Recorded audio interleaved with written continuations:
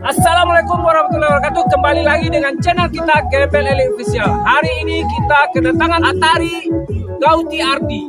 Beliau ini di Komisi 5 DPR RI dari Partai Amanat Nasional.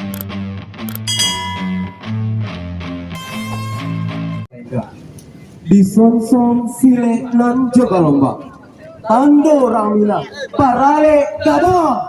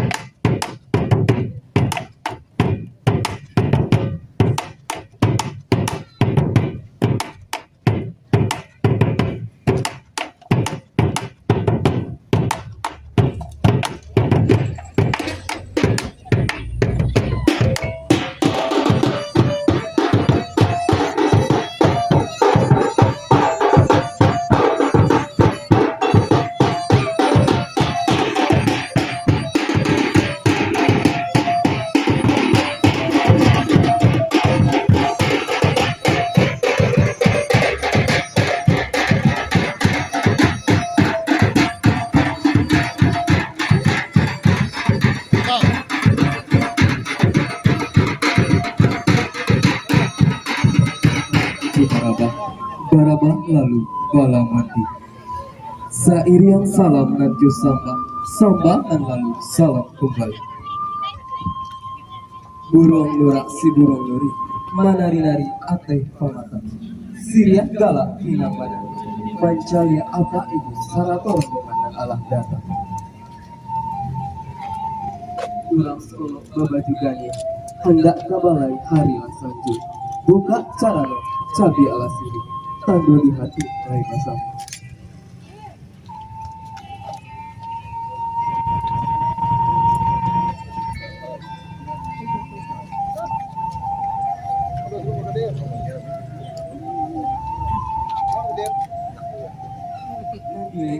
Dilengkokkan. Sajian sambah kami hantakan.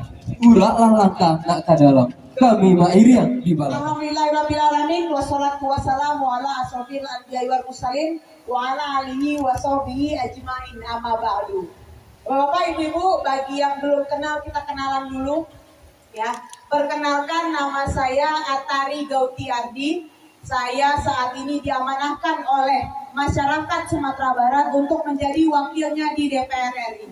Dan juga saya dari Partai Amanat Nasional, kelihatan dari bajunya ya, yang mentereng biru semua. Mana nih yang pakai baju biru sama mentereng mana nih? Alhamdulillah, rame ya. Saya saat ini diamanatkan oleh partai untuk duduk di Komisi 5 di DPR RI. Bapak Ibu tahu nggak apa sih gunanya komisi-komisi di DPR RI? Tahu nggak? Fungsi-fungsi komisi itu tahu nggak gunanya apa? Kenapa tadi Pak Yusri kan sangat membanggakan Komisi 5? Tahu nggak apa arti Komisi 5 ini?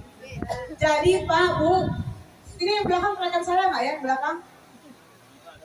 Kelihatan nggak? Katanya, kedengeran nggak? Dengeran. Jadi kalau kami di DPR RI punya fungsinya ini saya di bidang infrastruktur. Mitra saya Kementerian PUPR, Kementerian Perhubungan, dan Kementerian Desa. Makanya program saya sesuai dengan mitra saya. Apa aja tadi dari PUPR, dari Perhubungan, dan dari Kementerian Desa. Nah, ini saya kasih tahu supaya masyarakat paham apa gunanya komisi-komisi. Di DPR RI nggak bisa sembarang-sembarang. Mereka aspirasinya sesuai dengan kementerian yang bermitra dengan komisinya. Ya, makanya alhamdulillahnya Putri Solo ini, putri apa Ibu, di DPR RI ditempatkan di Komisi Mata Air dibilangnya. Ya, tepuk tangannya bukan buat saya, buat masyarakat Solo. Ya. Jadi komisi-komisi itu ada komisi air mata, komisi mata air. Komisi mata air itu yang program aspirasinya banyak. Komisi air mata yang sedih. Karena rata-rata aspirasinya sedikit tapi lebih banyak di fungsi legislasi atau membuat aturan dan kebijakan.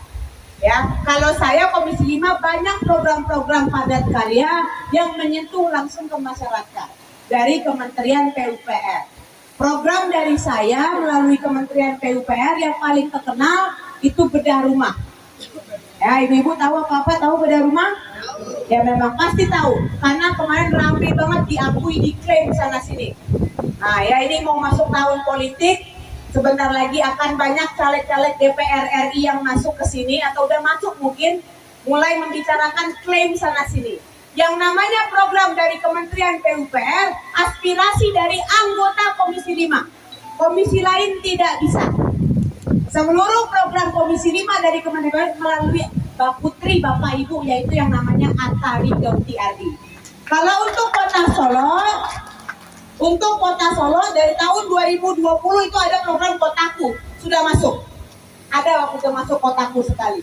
Lalu dia itu untuk kota tanpa kumuh di bidang infrastruktur, untuk sampah, untuk drainase dan segala macamnya. Saya emang orangnya nggak terlalu kuat-kuat. Saya orangnya nggak yang sombong. Oh ini program saya, itu program saya. Saya nggak begitu. Saya memang fokusnya yang penting saya kerja dulu, program saya terasa dulu ke masyarakat, baru saya sampaikan inilah program saya. Makanya yang kesini saya undang hari ini adalah calon penerima manfaat. Itu usulannya sudah masuk, datanya sudah masuk. Kemarin baru saya serahkan ke Kementerian PUPR. Ya, jadi insya Allah ini tahun 2023 mataharinya semakin cerah di Kota Solo ini. Ya. Nah, lalu program saya dari awal saya duduk sampai sekarang udah banyak. Salah satunya kalau Kota Solo itu batang normalisasi Batang Lembang. Ya, ada nilainya hampir 20 miliar. Itu aspirasi dari putri Bapak Ibu sendiri yang namanya Atari. Ya, jadi memang alhamdulillah untuk Kota Solo sebenarnya sudah banyak, tetapi yang padat karya baru saat ini melalui Pak Yusriscan. Jadi kalau aspirasi itu saya menjemput di pusat, di daerah ada yang menyampaikan aspirasinya ke saya. Jadi kerjanya dari pusat bekerja sama dengan daerah. Kalau kami di PAN sistemnya seperti itu. Ya, nah alhamdulillah untuk tahun 2023 akan banyak program padat karya untuk Kota Solo. Itu salah satunya adalah bedah rumah. Di Kota Solo dapat 100 tahun 2023, 100 lagi untuk tahun 2024. Satu rumah nilainya 20 juta. Ya, jadi sudah ada 2 miliar dari satu program bedah rumah untuk Kota Solo. Lalu yang kedua ada program P3 TGAI. Itu untuk irigasi namanya kalau orang kita bilangnya. Ya, ada 20. Mana P3A-nya datang hari ini? Mana calon penerima P3A mana? Cuma satu ya. Ada 20 titik. Nah, ada 20 titik untuk Kota Solo. Satu titik 200 juta. Artinya ada 4 miliar untuk Kota Solo dari program irigasi. Ya. Nah, lalu untuk P3 TGAI saya berpesan karena programnya padat karya, artinya dilaksanakan secara suakelola oleh masyarakat. Itu masyarakat yang mengerjakan semua. Tolong dikerjakan dengan sebaik-baiknya. Saya kemarin baru dapat laporan pernah ada P3TGI di kabupaten kota lain, bukan di sini, di tempat lain mereka mengerjakannya ngasal. Akhirnya baru setahun, tahun berikutnya udah minta lagi, udah jebol lagi irigasinya. Saya nggak mau ada seperti itu. Tolong yang mengerjakan P3TGI dilaksanakan dengan sebaik-baiknya. Karena itu dananya dari APBN, dananya dari uang rakyat. Kembali untuk rakyat, manfaatnya juga harus dirasakan oleh masyarakat banyak. Lalu apalagi Pak Yudhita selain irigasi? Pesantren ya? Nah itu pesantren besar loh nilainya. Mana? Pesantren. Nah, dapat berapa titik kemarin? Oh, berarti dapat 2 MCK pesantren, 2 Sanimas. Sanimas itu nilainya 350 juta. Berarti kalau 2 udah 700 juta. Lalu ada juga MCK pesantren itu untuk sanitasi, nilainya 200 juta. Artinya 2 titik itu 400 juta. Ya, alhamdulillah saya senang bisa bawa banyak program untuk Kota Solo. Memang saat ini di bawah kepemimpinan Pak Yutriscan, beliau ini orang yang sangat aktif menjemput aspirasi. Nah, program yang saya sebutkan tadi, Bapak Ibu, itu merupakan aspirasi dari Partai Amanat Nasional. Saya perlu menekankan ini, karena nanti akan ada banyak yang klaim-klaim, mengaku ini programnya dia. Ya, program bedah rumah, irigasi, MCK itu merupakan dari Kementerian PUPR, bukan dari pemerintahan kota ataupun dari langit. Karena kadang suka ada yang bilang, dari mana programnya? Dari langit. Bukan, ya program itu dari pemerintah pusat. Nah Bapak Ibu, insya Allah sampai tahun 2024, karena sampai saya periode terakhir itu tahun 2024, insya Allah nanti akan program ini akan terus kita turunkan untuk masyarakat Kota Solo. Saya mohon bantuan kepada Pak Camat di sini, tolong kalau apabila programnya banyak turun ke situ, tolong diawasi. Tolong dilaksanakan dengan sebaik-baiknya. Kami titipkan program ini untuk masyarakat kami. Insya Allah saya siap bekerja sama dengan seluruh masyarakat di sini. Mana aspirasinya yang menjadi tupoksi saya, itu akan saya perjuangkan. Karena kami Dewan itu punya tugasnya masing-masing. Sekali lagi nggak bisa palu gada, apa lu mau gua ada, gitu nggak bisa seperti itu. Kami ada undang-undang yang mengatur, ada aturan-aturan yang harus kami jalankan. Jadi apabila nanti ada aspirasi yang sesuai dengan tupoksi saya, maka akan saya perjuangkan di DPR RI. Pak Ibu ya, jadi mungkin itu sedikit banyaknya. Yang terakhir saya mohon doanya dari seluruh masyarakat di sini agar saya bisa melaksanakan 2 tahun terakhir ini dengan sangat baik. Ya, insya Allah saya mohon doa dan dukungannya dari masyarakat semuanya. Ya, dan kedepannya mana pembangunan yang bisa saya lakukan akan terus saya curahkan untuk masyarakat Solo ini. Karena sebagai putri perwakilan Solo, ya Solo ini kan besar. Ada kota, ada kabupaten, ada Solo Selatan. Ya, sebagai putri Solo, saya akan terus memperjuangkan tanah kelahiran saya di DPR RI. Karena menurut saya, ya Pak Bu, karena menurut saya pertama yang akan membangun Solo hanyalah orang Solo. Kalau di DPR RI itu kerjanya di pusat, di Jakarta. Kalau bukan orang Solo, dia nggak akan kembali ke Solo. Pasti kalau dia orang Padang, dia akan bermukim di Padang. Kalau dia orang Tanah Datar, dia akan bermukim di Tanah Datar. Jadi inilah yang menjadi perhatian bagi saya sebagai perwakilan Solo di DPR RI. Yang kedua, mumpung jabatan saya di partai itu cukup tinggi, saya dan Bapak Epi bisa menentukan komisi mana yang ingin kami tempati. Karena untuk memilih komisi itu adalah wewenangnya petinggi-petinggi partai.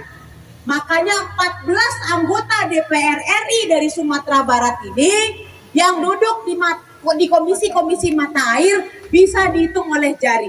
Apalagi yang duduk di komisi 5 itu hanya putri Solo sendirian yang komisi 5 saat ini. Betul Pak Bu. Saya mau ngasih tahu ini, milih komisi itu gak sembarang orang. Makanya banyak caleg DPR RI yang turun ke masyarakat, janjikan jalan. Janjikan, oh ini nanti dibangun irigasi. Oh ini nanti dibangun jalan ini, jalan usaha tani. Pas masuk di DPR RI, nol. Hanya janji hanya janji belaka. Kenapa? Karena kedudukannya di partai, bukan orang DPP, bukan petinggi partai.